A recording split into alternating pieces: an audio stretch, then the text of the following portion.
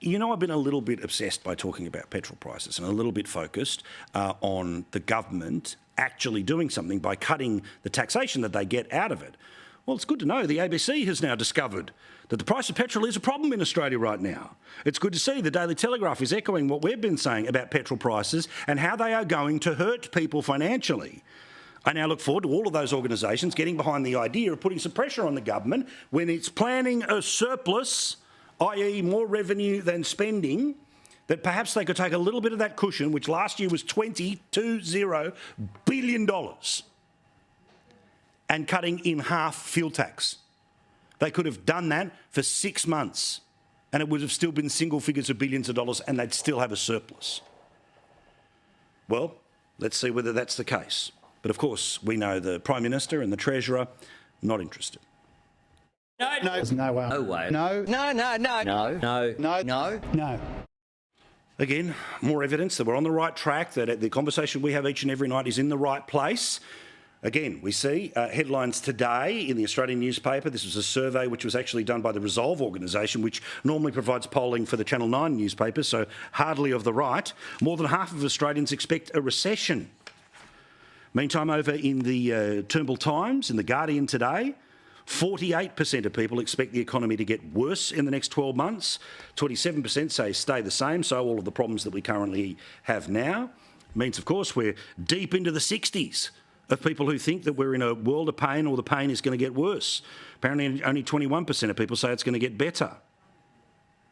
Meantime, the scapegoating of the supermarket industry is about to continue. Now, we know there was the changes and the announcements that all happened yesterday. And again, these are not perfect companies. There is no such thing. But the idea that these are the people holding Australia back, please. What about the policies of the government that just last year in the budget increased the taxes? Well, a show trial is about to happen with the CEOs of the supermarkets having to turn up to a grilling of senators.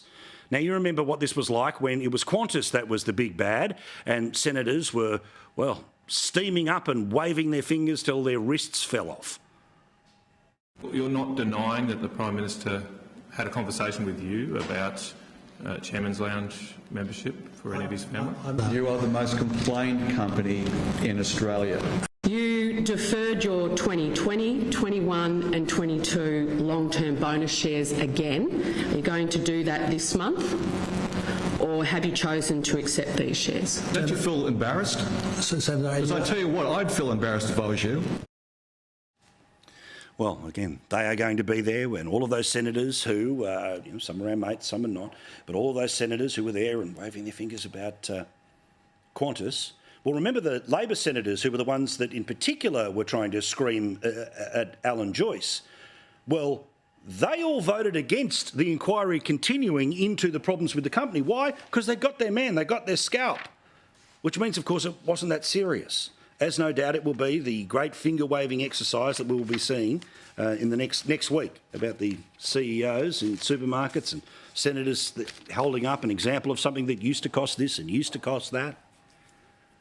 Anyway, stand by for all that in the media to follow on, and that, of course, be the great distraction, where the supermarket bosses become exactly like the former boss of the Reserve Bank, and they're the bad guys. The government does nothing in all of this. Now, the government's not the whole problem, but the government is part of the problem. Yet the government says everything is awesome, nothing to see here, we can't do anything to help your financial situation, including increasing, not decreasing, petrol taxes, which, of course, is what they did. They distracted with the whole fuel emissions standards, and the media went off on that, and then there was a great backflip, but the emission standards stay.